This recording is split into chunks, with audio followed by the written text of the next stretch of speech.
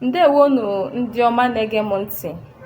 Anyị abịakwala ọzọ na ihe omume anyị nke taa, nke bụ asụsụ Igbo amaka. N'ụbọchị taa, anyị na-aga ileba anya n'isiokwu ụdaolu. Ụdaolu Igbo.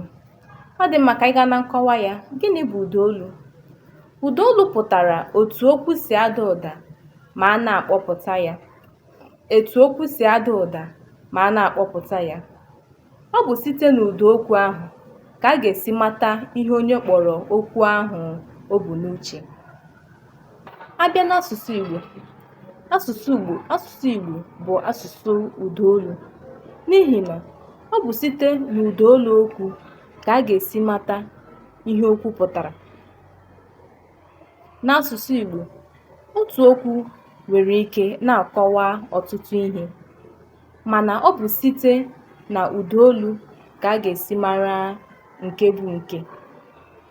Iji maa atụ, n'okwu ndị a: akwa, akwa, akwa na akwa. Ọ bụrụ na ile anya n'okwu ndị a, ị ga-ahụ na ha nwere otu nsupe ma nweekwa otu ụda, mana ọ bụ site n'akara ụdaolu ka a ga-eji mata nke bụ nke, ma ọ bụkwanụ site n'ogo olu nke eji na-akpọpụta ha ka a ga-eji mara nke a na-ekwu maka ya. Ọ dị mma ka anyị leba anya na mkpụrụ edemede ndị na-ebu akara ụdaolu n'asụsụ Igbo. Marakwa na ọ bụghị mkpụrụ edemede ọbụla a hụrụ na mkpụrụ okwu ka a na-etinye akara ụdaolu. Ọ bụ naanị na mkpụrụ edemede ụdaume na mmiri ụdaume ka a na-akanye akara ụda. Anaghị etinye ya na mgbochi ume. Chetakwa na mkpụrụ edemede ụdaume dị 8 n'ọnụọgụgụ. Mkpụrụ edemede ụdaume dị 8 n'ọnụọgụgụ. Ha gụnyere a, e, i, ị, o, ọ, u na o. Ndị a bụ mkpụrụ edemede ụdaume ndị enwere ike itinye akara. Ọzọ, mkpụrụ edemede ndị ọzọ enwekwara ike itinye akara bụ mkpụrụ edemede mmiri ụdaume m na n.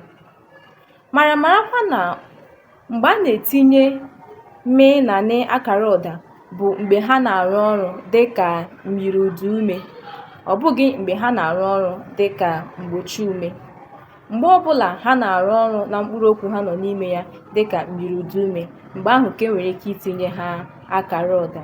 Ya bụ na tupu etinye akara ụda n'okwu,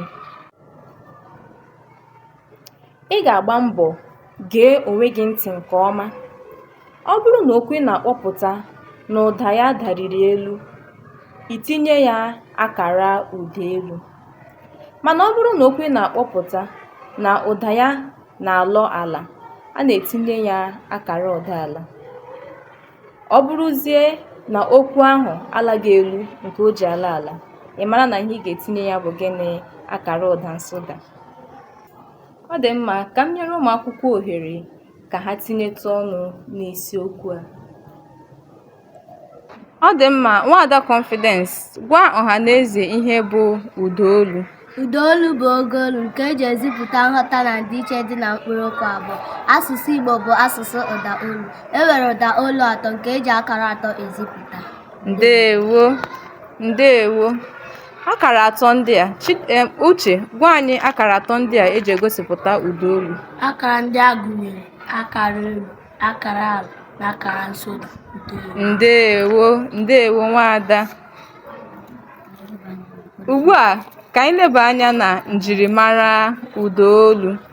Nwaada Chidimma, kedu njirimara ụdaolu ị maara? Nkeji okwu ọbụla n'asụsụ Igbo ga-eburịrị ụdaolu. Ndeewo.